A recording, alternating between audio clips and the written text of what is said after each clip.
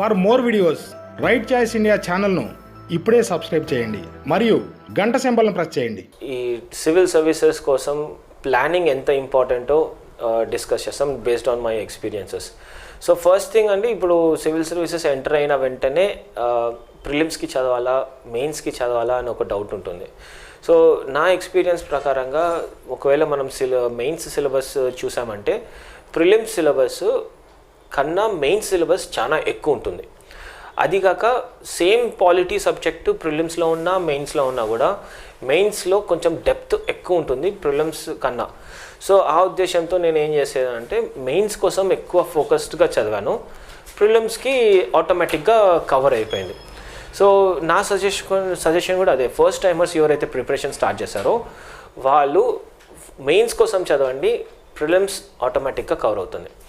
So ఇది clarity వచ్చిన తర్వాత మనము మన లాంగ్ టర్మ్ ప్లానింగ్ ఎట్లుంటుంది, షార్ట్ టర్మ్ ప్లానింగ్ ఎట్లుంటుంది, డైలీ ప్లానింగ్ ఎట్లుంటుంది, ఈ 3 ప్లాన్స్ అన్నది మనం గ్యారంటీగా వేసుకోవాలి. అంటే మెయిన్స్కి ప్రిపేర్ అవుతున్నాము, సో దానికి ఫస్ట్ అయితే నాలెడ్జ్ బేస్ బిల్డ్ చేసుకోవాలి. సెకండ్ వచ్చేసి మనం రైటింగ్ స్కిల్స్ బిల్డ్ చేసుకోవాలి. సో ఈ 2 బిల్డ్ చేసుకోవడానికి ఏ నెలలో ఎంత చేస్తారు, ఏ సబ్జెక్ట్ ఎంత చేస్తారు అన్నది ప్రాపర్గా ఒక టైం టేబుల్ వేసుకోవడం చాలా ఇంపార్టెంట్. సో మనకి జాగ్రఫీ ఉంది, హిస్టరీ ఉంది, సొసైటీ ఉంది, పేపర్ 2 వచ్చేసరికి పాలిటీ, గవర్నెన్స్, ఇంటర్నేషనల్ రిలేషన్స్ ఉన్నాయి, పేపర్ 3లో economy, ecology, disaster management, security issues ఉన్నాయి, 4th పేపర్లో ఎథిక్స్ ఉంది, అండ్ ఫైనలీ మన ఆప్షనల్ సబ్జెక్ట్ మీరు ఏ ఆప్షనల్ చూస్ చేసుకున్నారో ఆప్షనల్ ఉంటుంది.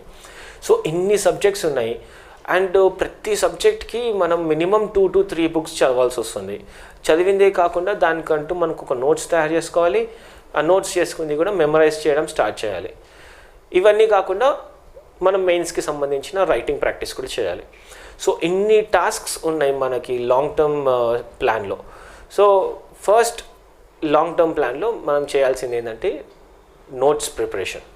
మల్టిపుల్ బుక్స్ చదవాలి, ఒక సబ్జెక్ట్ సంబంధించి మినిమం 2 or 3 బుక్స్ చదవాలి. ఆ బుక్స్లో నుంచి మనము నోట్స్ తయారు చేసుకోవాలి. అది మన ఇనిషియల్ టార్గెట్స్ ఉండాలి. ఈ ఎక్సర్సైజ్ అన్ని సబ్జెక్ట్స్కుని చేయాలి, ఎకానమీ, జాగ్రఫీ, హిస్టరీ, పాలిటీ అంటూ.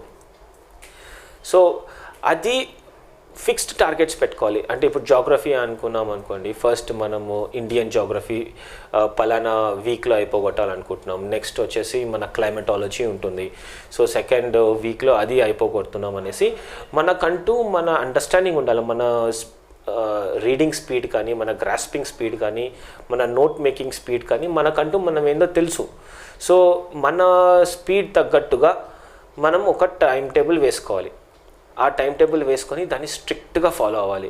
ఒకవేళ టైం టేబుల్ ఫాలో అవ్వలేదు అనుకోండి చాలా ఇబ్బంది పడతాము అండ్ పాస్ అవ్వడం impossible, near to impossible.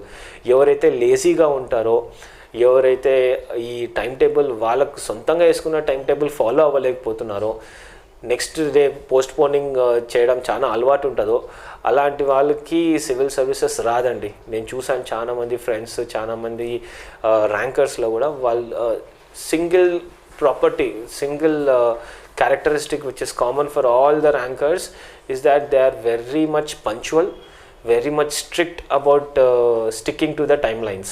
So మీకంటూ మీరు ఒక టార్గెట్ పెట్టుకున్న తర్వాత, మీరంటూ మీకు ఒక టైం లైన్ పెట్టుకున్న తర్వాత దాన్ని ఫాలో అవ్వడం చాలా ఇంపార్టెంట్.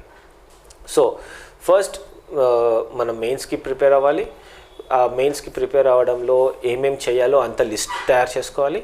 ఆ లిస్ట్ తయారు చేసుకున్న తర్వాత ఏ వీక్లో ఏం అవ్వాలి, ఏ మంత్లో ఏం కంప్లీట్ అవ్వాలో అదొక time table, proper diary maintain చేస్తూ ఇది చేయాలి. ఏ పుస్తకాలు చదువుతాం, ఎంత నోట్స్ తయారు చేసుకుంటాం, ఇవన్నీ అయిన తర్వాత డైలీ న్యూస్ పేపర్ కూడా చదవాలి.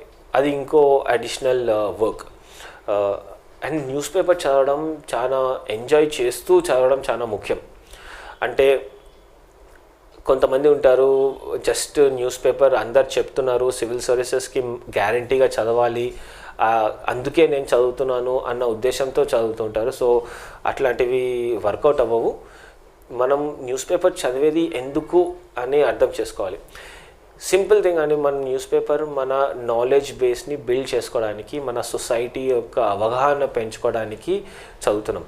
అల్టిమేట్లీ మనం ఒక బ్యూరోక్రాట్ అవ్వబోతున్నాము. సో మన సొసైటీ ఎట్లా ఉంది, రియాలిటీ ఎట్లా ఉందో తెలియకుండా జస్ట్ బుక్కిష్ నాలెడ్జ్ మీద మనము బ్యూరోక్రాట్ అయ్యామనుకోండి, ఎవరికి ఉపయోగం ఉండదు.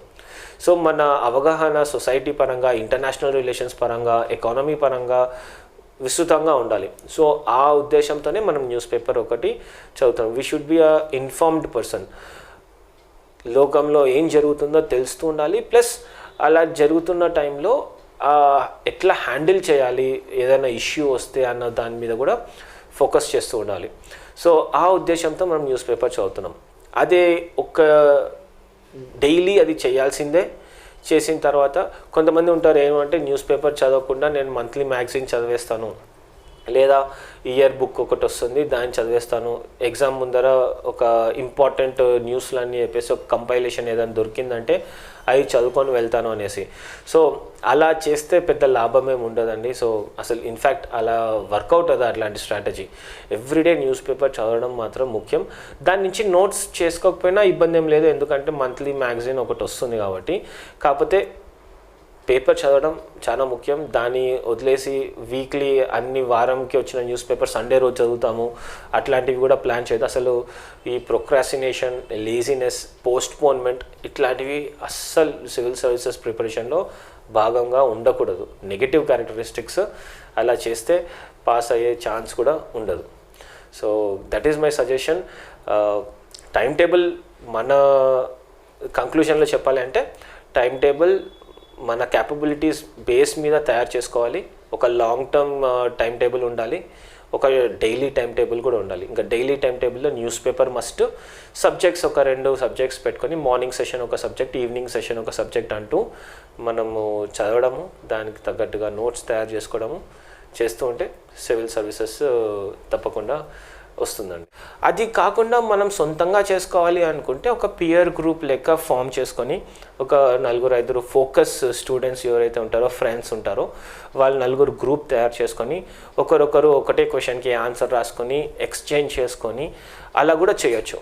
కాకపోతే అట్లాంటి ఫోకస్డ్ గ్రూప్ దొరకడం కొంచెం ఇబ్బందికరం. బట్ దొరికినారంటే అదే బెస్ట్ ఆప్షన్ అండి. ఒకవేళ దొరకని పక్షాన మనకి ఈ టెస్ట్ సిరీస్ చాలామంది పెడుతూ ఉంటారు, ఫ్యాకల్టీస్ కానీ, ఆప్షనల్కి కానీ, జిఎస్కి కానీ. వాళ్ళవి జాయిన్ అయ్యి మనకి ప్రాపర్గా రెగ్యులర్గా ఫీడ్బ్యాక్ తీసుకొని వచ్చి మనము మన రైటింగ్ స్కిల్స్ని, ప్రజెంటేషన్ స్కిల్స్ని ఇంప్రూవ్ చేసుకోవచ్చు. సో నా ఉద్దేశంలో కోచింగ్ ఈ టెస్ట్ సిరీస్ పరంగా మాత్రం చాలా ముఖ్యమండి, తీసుకోవాల్సిందే. ఎందుకంటే గైడెన్స్ లేనిదే మనం రాసేది కరెక్టా కాదా అని మనం ఎవాల్యుయేట్ చేసుకోలేము. ప్లస్ ఎన్ని మార్కులు వస్తాయి, అల్టిమేట్లీ ఇది కాంపిటేటివ్ ఎగ్జామ్ అండి. మనం 100% మార్క్స్ కోసం ఏం చేయట్లేదు. పక్కన వాళ్ళకన్నా మనకు కొన్ని మార్కులు ఎక్కువ వస్తే చాలు, మనం ర్యాంక్లో ఉంటాం. ఈ సంవత్సరం కూడా ఫస్ట్ ర్యాంకర్ చూసినారంటే మార్క్స్ 90% కాదండి, 70% కూడా రావు. 65-68% మార్కులు వస్తే ఫస్ట్ ర్యాంక్ వస్తుంది. సో ఇట్లాంటి కాంపిటీషన్ ఉన్న తరుణంలో మనం ఎంత హెల్ప్ తీసుకోగలిగితే అంత తీసుకోవడం మేలు. అండ్ మెయిన్స్ టెస్ట్ సిరీస్ పరంగా మాత్రం తీసుకుంటే చాలా ఈజీ అవుతుంది మన వర్క్. ప్లస్ వీక్ ఏరియాస్ ఏందో మనకి తెలుస్తుంది. సెల్ఫ్ ఇవాల్యుయేషన్ కూడా చేసుకోవచ్చు, కాకపోతే అంత మనకు మనం ఇవాల్యుయేట్ చేసుకోవడంలో అంత ఏమంటారు కరెక్ట్గా ఇవాల్యుయేట్ చేసుకోలేము. సో పక్కన రెప్యూటెడ్ ఫ్యాకల్టీస్ కానీ, ఎక్స్పీరియన్స్ ఉన్న ఫ్యాకల్టీస్ కానీ చేస్తే బాగుంటుంది. సో ఇదండి బేసిక్గా. ఇంకా మెంటల్ స్టెబిలిటీ అంటారా, ఇంటర్వ్యూ స్టేజ్కి వస్తాము. ఆ ఇంటర్వ్యూ స్టేజ్లో కూడా మనము మాక్ ఇంటర్వ్యూస్ చాలా ఇవ్వాల్సి వస్తుంది. సో ఆల్మోస్ట్ ఢిల్లీలో కానీ, హైదరాబాద్లో కానీ, బెంగళూరులో కానీ ప్రతి ప్లేస్లోనూ మాక్ ఇంటర్వ్యూస్ అన్ని చాలామంది కండక్ట్ చేస్తుంటారు. అండ్ ఈ మాక్ ఇంటర్వ్యూస్ అటెండ్ అవ్వడం కూడా చాలా ముఖ్యం. ఇవి అటెండ్ అవ్వడం వల్ల మన ప్రజెంటేషన్ స్కిల్స్లో ఏమైనా తప్పులు ఉన్నా, మన బాడీ లాంగ్వేజ్లో ఏమైనా తప్పులు ఉన్నా సరిదిద్దడానికి చాలా ఎక్స్పర్ట్స్ వచ్చి కూర్చుంటారు. రిటైర్డ్ ఐఏఎస్ ఆఫీసర్లు కానీ, ఐపీఎస్ ఆఫీసర్లు కానీ వచ్చి ఉంటారు. వాళ్ళు మనకి టిప్స్, సజెషన్స్ ఇవ్వడం వల్ల మన మెయిన్ ఇంటర్వ్యూలో చాలా ఉపయోగపడుతుంది ఈ టిప్స్ కానీ, సజెషన్స్ ఇవ్వడం వల్ల. సో ప్రతి స్టేజ్లోనూ కోచింగ్ ఇన్స్టిట్యూట్స్ది ఎంతో కొంత భాగం ఉంది, కానీ అదే సోల్ అనేది నేను చెప్పను. బేసిక్గా మనకి ఒక గైడెన్స్ అంటూ కావాలి. ఏది చదవాలి ఏది చదవకూడదు, ఎలా రాయాలి ఎలా రాయకూడదు, ఎలా ఇంటర్వ్యూ చేయాలి ఎలా ఇంటర్వ్యూ చేయకూడదు అని చెప్పేవాళ్ళు ఎవరో ఒకరు మనకి కావాలి. ఒక మెంటార్ కావాలి. ఆ మెంటార్ మన ఫ్యామిలీలో ఎవరైనా ఉండొచ్చు, లేదా రిలేటివ్స్ ఎవరైనా ఉండొచ్చు, లేదా ఆల్రెడీ క్రాక్ చేసిన ర్యాంకర్ అయి ఉండొచ్చు, లేదా కోచింగ్ ఇన్స్టిట్యూట్స్లో ఫ్యాకల్టీ అవ్వచ్చు. సో మనకి ఏది అనుకూలమో, మనకి ఏది అందుబాటులో ఉన్నదో చూసుకొని ప్రిపేర్ అయితే సివిల్ సర్వీసెస్ క్రాక్ చేయడం సులువు అవుతుంది. For more videos right choice India ఛానల్ను ఇప్పుడే సబ్స్క్రైబ్ చేయండి మరియు గంట సింబల్ను ప్రెస్ చేయండి.